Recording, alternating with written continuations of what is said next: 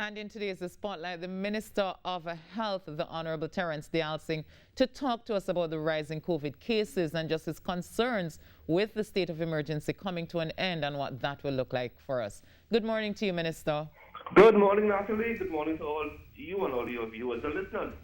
Thank you so much for being with us here. So, Minister, we heard on Saturday that the SOE will be coming to an end, and we're already seeing an increase in the number of cases. So, just what concerns do you have? I've read that you have some concerns about, the numbers going up. But just talk to us about, where you are right now. Yeah. So, look, as we keep saying and have been alerting the country, in the process of learning to live with the virus, we can't depend on governmental measures only again. That is harsh lockdowns and all these things. With the advent of vaccines, the onus to manage this virus has now shifted dramatically to the population. It is the population now that holds the key to how we survive as a country, not only in Trinidad and Tobago, but around the world. Because prior to June, when we didn't have mass vaccination programs and millions of doses of vaccines, you had to rely on lockdowns and so on. The state of emergency, which was implemented on May 15, has served a useful purpose. One will have to ask, if we didn't have it, the death toll would have been much higher. But we are coming to a place now where the unvaccinated have to step up to the plate and do their part to keep this country alive. And, Minister, we're talking about the unvaccinated. The thing is that there are many vaccines here. At this point, with all the education, with all the drives, with all the mass vaccination sites, the 109 health centers, why do you think we still have some kind of hesitancy to taking the vaccines? Okay, so let's contextualize this, Natalie. This isn't a Trinidad and Tobago phenomenon. If you read the CARFA report into vaccine hesitancy, it is a Caribbean phenomena, is a global phenomena. Some countries globally have attained high levels of vaccination. That's fine. But some countries haven't. And it's a Caribbean phenomena, not a Trinidad phenomena. And a lot of it is driven by deliberate disinformation by the anti-vaxxers, by misinformation, and the unsuspected who are looking for leadership are finding leadership in these chat rooms on YouTube, on Facebook, and being led down the wrong path by those who don't have their best interests at heart. But we are not giving up. We continue to give the information. We continue to make vaccines available. And right now we are vaccinating about 1,200 people a day. Simply not good enough. But at least those 1,200 people are on their way to being fully vaccinated, for which I am thankful. Are we also having hesitancy with those who are supposed to come out for a third primary dose? It's too early to tell. That started last week Wednesday. I think by now we have done close to about 3,000 to 4,000, so it's too early to tell. Okay. Well, Minister, what more do you think the government can do, if anything at all, to ramp up the vaccination? Considering that we're saying no more lockdowns, we're lifting the state of emergency, it means it's going to come down to protocols and vaccination. Yeah. So we will continue to give the information to make the vaccines available. I'll give you an example. We were invited by the Port Authority 2 weeks ago to come into the Port Authority. We were invited to come into the port, talk to people one-on-one and vaccinate. We spent the entire day at the Port Authority 2 days ago and vaccinated 7 people. And you think that kind of one-on-one interaction will make a difference? Well, we got 7. But I am hoping there is no outbreak at the port.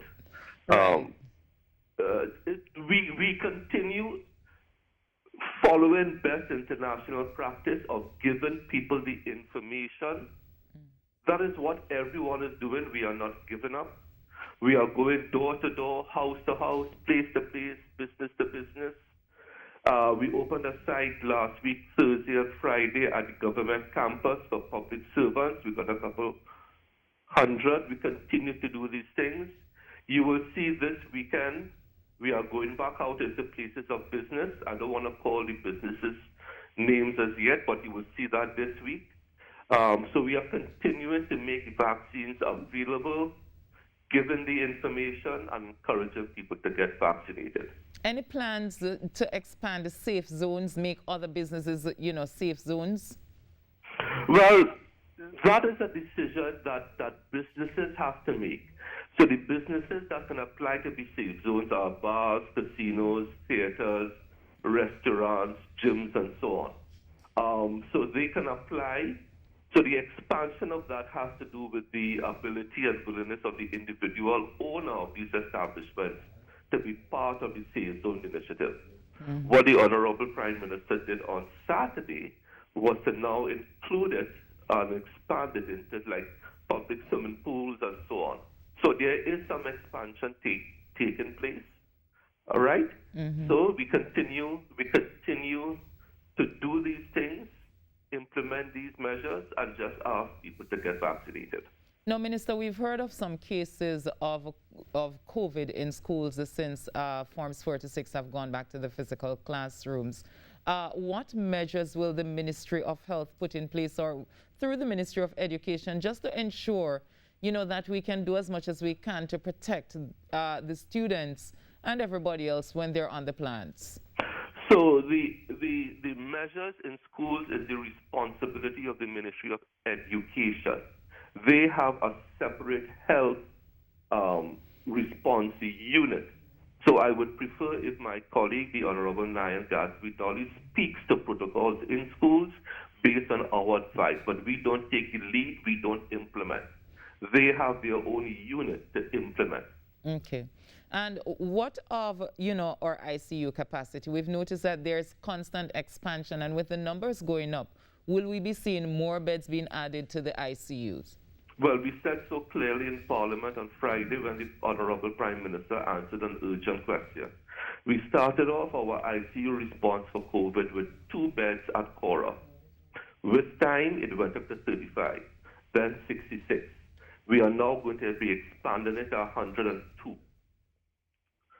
So that is what we are doing. But as we keep telling the country, these are finite resources.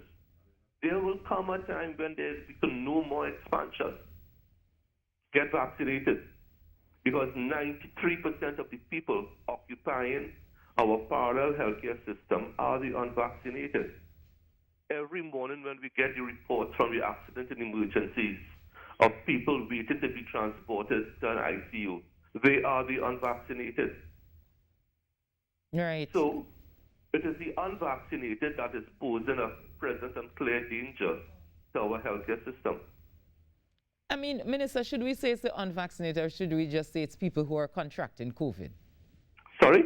Should we say it's the unvaccinated, or is it just people who are contracting COVID-19? Well, there are some people who are vaccinated who are contracting COVID. But the vast majority, over 95%, are the unvaccinated. And what vaccines promise are, vaccines don't promise you that if you are vaccinated, you don't die of cancer or you don't die of end-stage renal disease. What vaccines promise are, 1, they decrease your chance of contracting COVID, not eliminate, decrease. Even if you contract it, it decreases your chance of getting severe COVID, and it decreases your chances of dying from COVID. But if everyone was vaccinated, our problems at the hospitals will be virtually eliminated, because it's only about 3 to 5% of the vaccinated that contract COVID. Right. And Minister, what is our death rate at this time here in Trinidad and Tobago? The death rate per day averages now between high single digits and double digits. That's the rate per day. Some days it's 8, some days it's 10. We had an outlier on Saturday with 22. Then it went back down yesterday. So the rate varies from high single digits to double digits, which is simply unacceptable in a country that has been vaccinating people en masse since June. and now we have another 500,000 people who are vaccinatable, who have taken a conscious decision, I am not going to be vaccinated and I don't care. That is the conscious decision these people have taken. If we continue to see an increase in the number of positive cases, what's the next move from the government?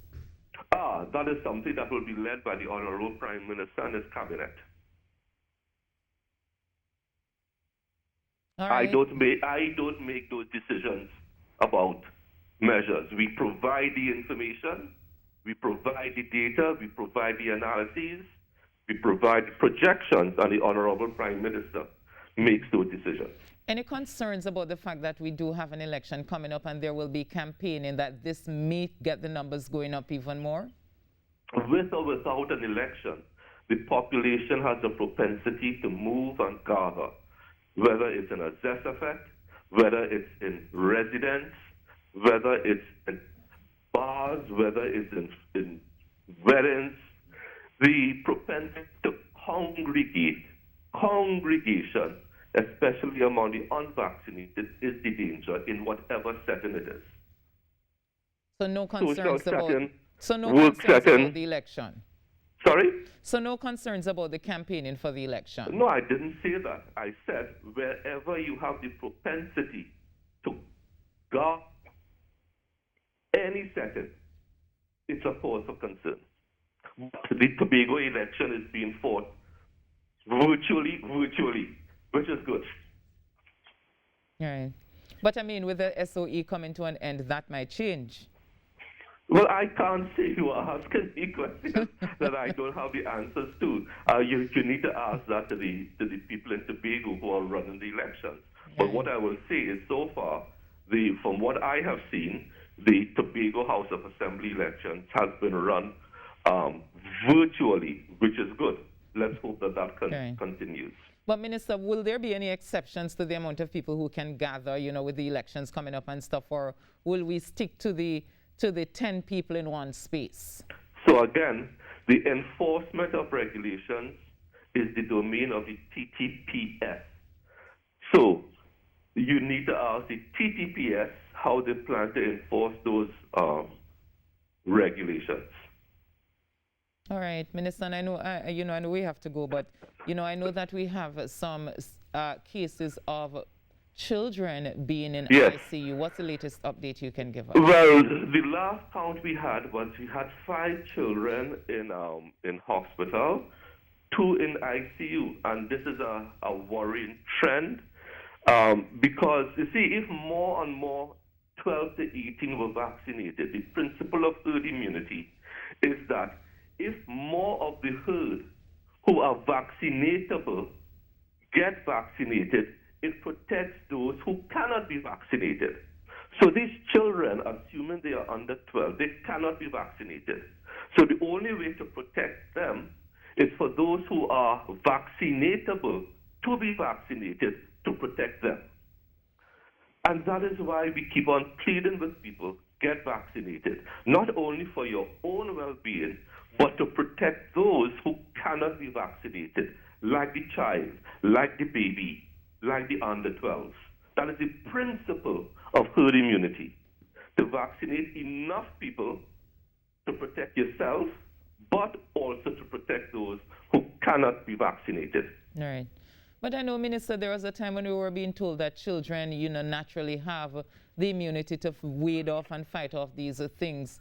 But a vaccine came and now the government has chosen, like most countries, to vaccinate the children. But we are getting pushback from some movement, concerned parents movement, I think it is, about vaccinating.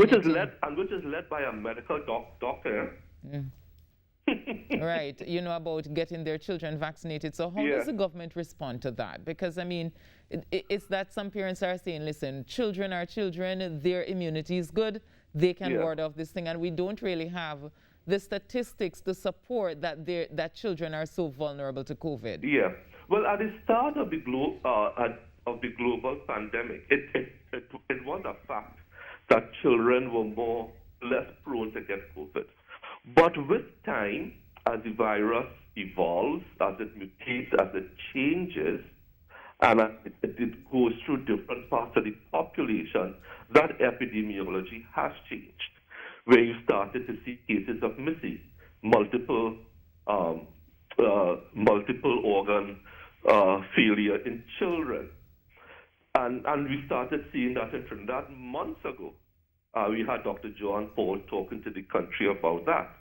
So as the epidemiology changes, our attitudes towards the vaccine has to change. And right now, if we want to protect those children, especially those under 12 who cannot be vaccinated, is for everybody over 12 to be vaccinated. That way you break the cycle of transmission of the virus and you protect those children under 12 who cannot be vaccinated at this time. All right, Minister, we do have to leave it there, but thank you so much for sharing with us Thank this morning. you, Natalie. All the best. Cheers. All right, you're most welcome.